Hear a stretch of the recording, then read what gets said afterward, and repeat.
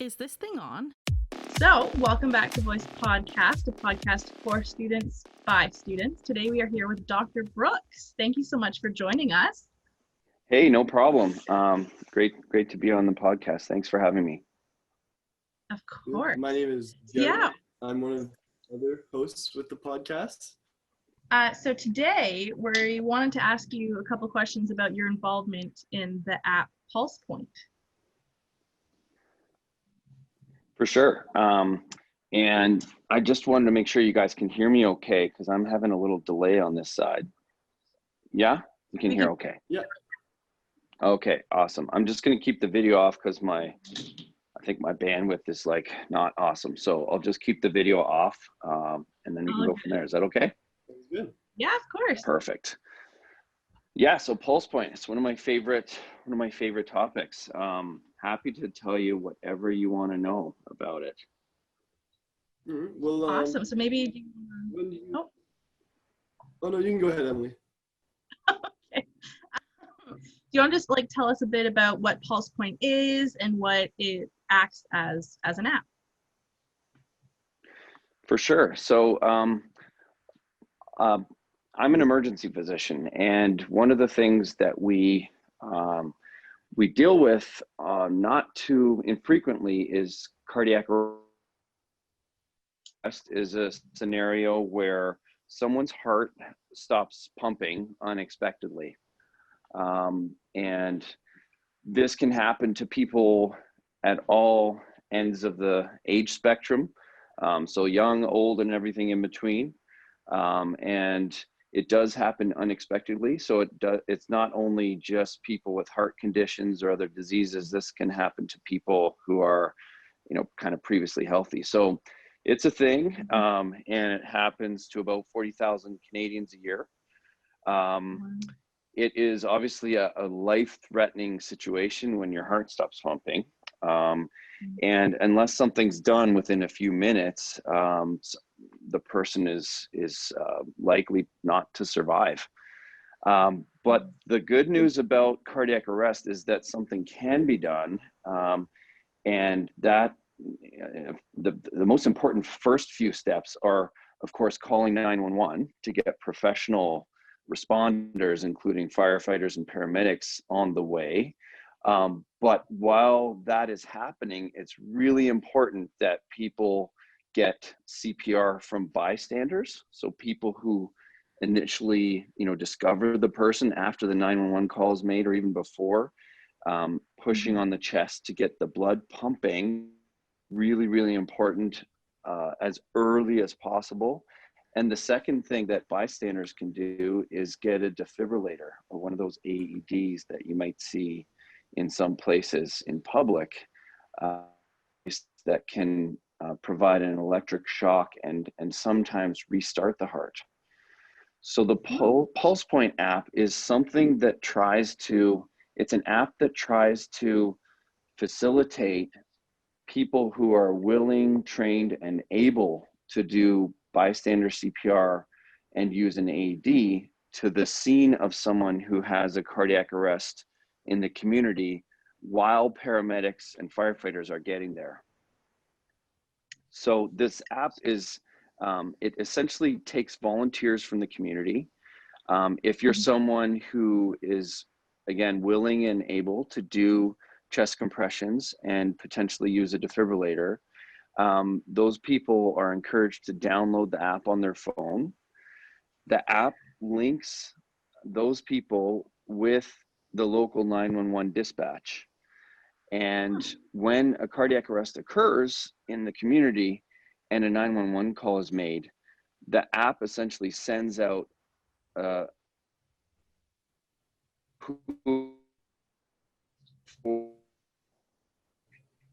and the app then provides a Google Maps based map to guide the bystander to the scene of the emergency. And it also shows users where the nearest public access defibrillator is, so that they can potentially get it and bring it to the scene and use it. Oh, wow.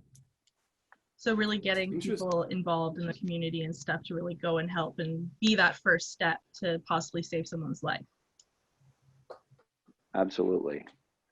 The thing is about cardiac arrest that when it happens, for every minute that someone isn't getting CPR or isn't getting the defibrillator used on them, their chances of survival drop by about 10%.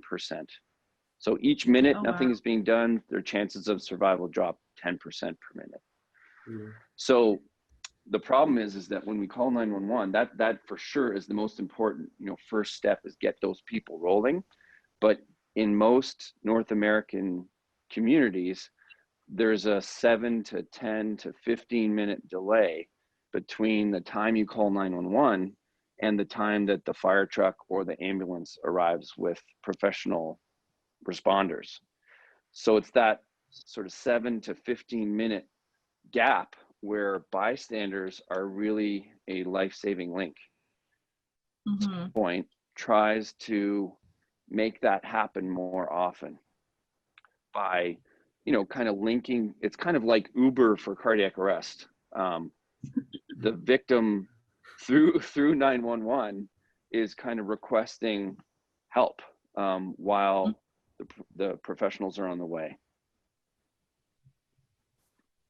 Cool. Interesting. I like that. Yeah. So Go ahead. What really made you interested in bringing it to our community? Did you see, as being an emergency room physician, did you see a real need for it, and that's why you jumped on getting it here in Kingston? Yeah, so I'm an emergency physician, but 70% of my time is spent doing research at Queen's University on cardiac arrest, and I've been spending a lot of time thinking about how to increase the number of people who know CPR, increase the number of AEDs in the community. But there was this realization, that I had, but also other people working in this field, that even though we're training a lot of people in CPR, and even though we're investing a lot into getting defibrillators out there, they rarely get used and CPR rarely happens, unfortunately. So less than half of all out of hospital cardiac arrest victims actually receive CPR from a bystander before the paramedics get there. And that's why the survival is so low for cardiac arrest. It's about 10% of people who have a cardiac arrest actually survive to get out of the hospital. So it was that understanding that CPR and using a defibrillator can be such a life-saving thing, and they're actually very easy things to do. They're pretty simple things to do, but we realized that they weren't happening. And there was also this realization that there's a lot of people walking around who know CPR and would be willing to do it, and know how to use an AED, but many times when cardiac arrest happens, those people might be, just around the corner, or, in the next restaurant over, or, a floor up in a high-rise building. And what a tragedy is that these people are so nearby, but they're just totally unaware that this life-threatening incident is happening, where they could have a huge impact on that person's chance of survival. So when app, which was invented in California, I immediately thought, wow, this is the solution. This could be a really big thing to fix that problem. And so I cold called the inventor of the app, whose name is Richard Price, who's a retired fire chief and a retired software engineer, the perfect storm for this kind of thing. Oh, wow. And yeah, just had a chat with him and told him how interested I was in the idea. Ended up flying down to California to meet him and hear more about the app. And as soon as we got talking and I understood that it was a legitimate idea and that he'd already developed it and implemented it in a small place in California, that's when I decided that I wanted to bring it to Canada to implement, but also with my scientist hat on, I wanted to implement it and measure the impact. thinking that if I Yeah. could demonstrate that it actually worked, then I could maybe promote it more and get more dispatch centers and EMS services across the country to adopt it and maybe even improve survival from cardiac arrest in the country. And have you noticed any improvements over the past few months? Well, I can only speak anecdotally in Kingston specifically, because we're still in the process of implementing a clinical trial. So on that, when I brought it here, I applied for funds from the government through something called the Canadian Institutes of Health Research. And we won a grant from them to study Pulsepoint in Canada and the US. And we recruited British Columbia and Columbus, Ohio, and actually Winnipeg Fire Paramedic Service to be the sites for the study. We chose not to involve Kingston because our sample size here, like the number of people in the community, is pretty low. And as well, in Kingston, different from all those other places, we had to implement Pulsepoint in the fire department as opposed to the ambulance dispatch, which isn't the ideal situation for the app. That's Story short, we chose those places to study this, and we're just about to launch that study. So maybe ask me that question again in a year or so, and I'll be able to give you some real stats and numbers about how much this is working. But anecdotally in Kingston, we've had lots of chats with people, some of the residents in my emergency program and some nurses and other folks that have responded to calls, and at least a handful of incidents that I've heard about personally where people were able to get to the scene before the paramedics and start CPR. So I do have a sense that it's working, and I do have a sense that it has a real potential to save lives here locally. Mm-hmm. Well, that's awesome. Emily and I were talking right before you hopped on, and she said she actually received a notification from the app before. So you want to talk a bit about that? Yeah, I was at St. Lawrence, and my mom talked to me about the app, and I was like, oh, I need to download this because this seems like such a lifesaver, and I'm trained in CPR, and I could help if I'm ever around. And I was just in the basement, and I got an alarm that went off for someone who was on the 4th floor. And I could see people like already running up there, security, and they had like a first aid bag and stuff. So I was like, okay, like it's clearly being dealt with. But yeah, like an alarm went off, and everyone, of course, in the class looked at me being like, why is your phone on? Like, why is there an alarm going off? And I was like, I'm sorry. Like, it had never happened to me before. So I was like, what is this alarm? But then I realized it was Pulsepoint, and I was like, oh wow, okay, like there's something going on here. Yeah, and I think that, that's the exciting part about the app, is that you could be sitting there, and if you're someone who is comfortable, who would be comfortable in providing chest compressions, and you're sitting there in your class and something's happening 4 floors up, you could potentially go up there and literally be a hero and literally save that person's life. Whereas, before Pulsepoint, you'd be sitting in your class and you'd have no idea that this life and death situation was unfolding 4 floors up. 911 would be called, but there'd be a 10-minute, 15-minute delay, and that person doesn't survive. So it can be really life-changing for that person who's suffering that event. Having said that, not all understand that not all people who've never had any real medical experience or formal medical training, that's a situation that not everybody's going to be comfortable with, jumping to the rescue. But what we're all trying to promote out there is the idea that CPR, basically pushing on someone's chest at 100 beats a minute, which is basically the tempo of Staying Alive by the Bee Gees. You know that song? Yeah. Yeah. Everybody knows that song. So the tempo of that song is 100 beats a minute. And that is the tempo that CPR is best at.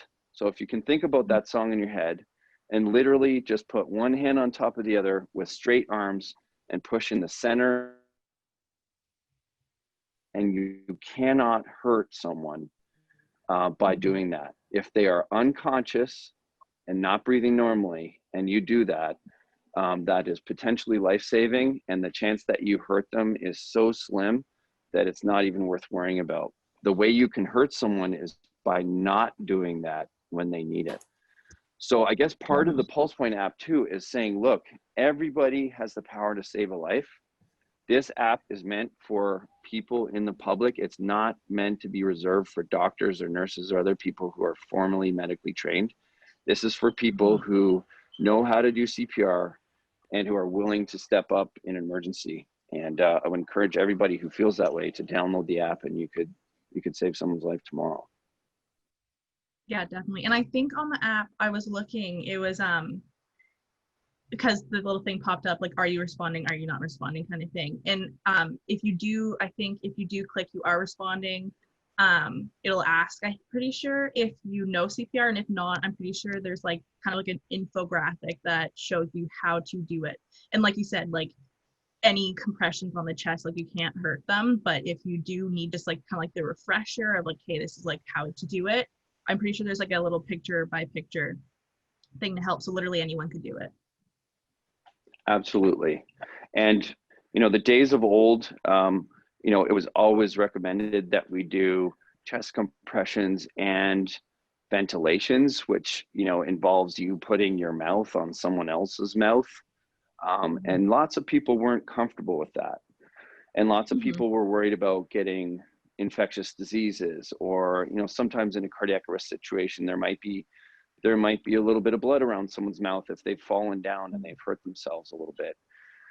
And that really turned people off from doing anything at all. So because of that concern and fear and discomfort with that situation, people didn't do anything. They didn't do mouth to mouth, and they didn't do chest compressions. So realizing that, there was some science done not too long ago that basically showed that lay people, like non-medical trained folks who do just chest compressions without any mouth to mouth, without any ventilations, the victims, the people actually survive about those groups.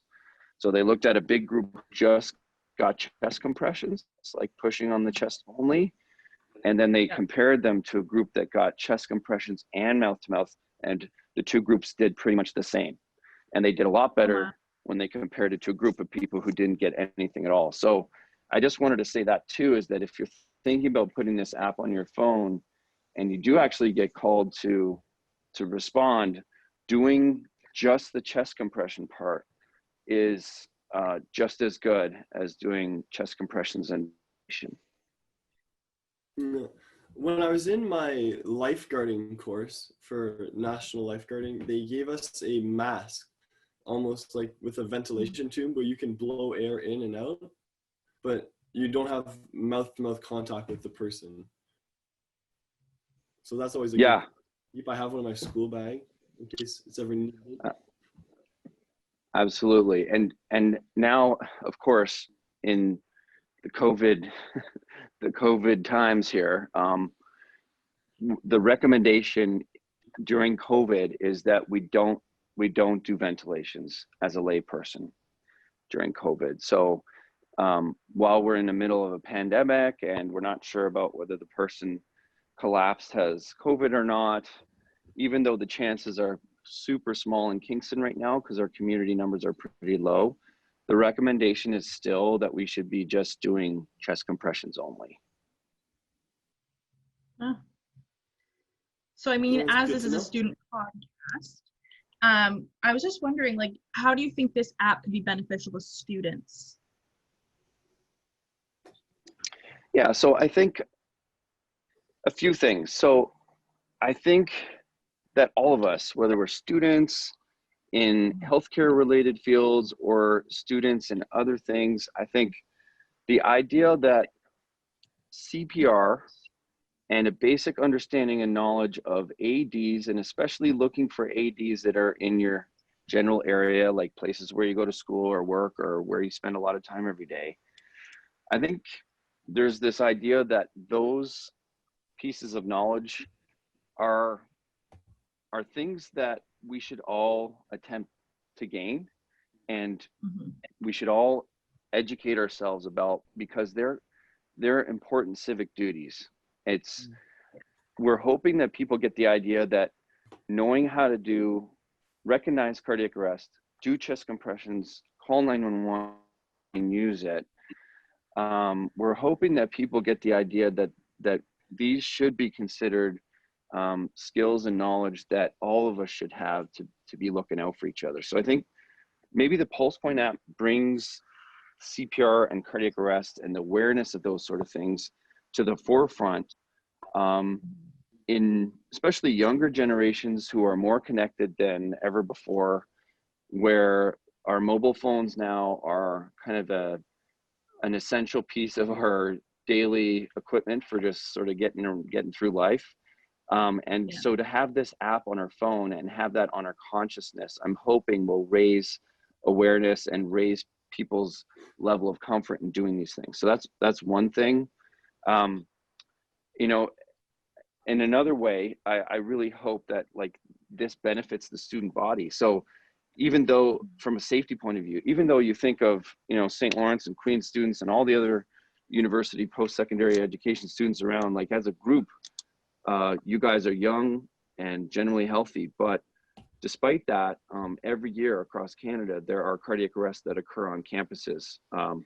They occur, you know, in libraries, in places around buildings, you know, at sporting events, that's sort of cardiac arrest, where people are really exerting themselves. There are people on campus who have pre-existing, you know, heart and medical conditions. So I'm hoping that this really improves the heart health and heart safety of our campuses across Canada if we can get more students to get this on their phone and respond when they're called. Amazing. Well, thank you so much for joining us and talking about this. And also thank you for literally doing everything that you are on the front lines of COVID right now. We do really appreciate it. Hey, it's my pleasure. And, you know, just on that point, I'm really proud of Kingston. We've done a great job at like flattening the curve, and I hope we all get out and get this Pulsepoint app on our phone, and we can make ourselves not only the best place to be in the COVID pandemic, but also the heart health safety capital of the university world. Thanks very much. Thank you. Thank you.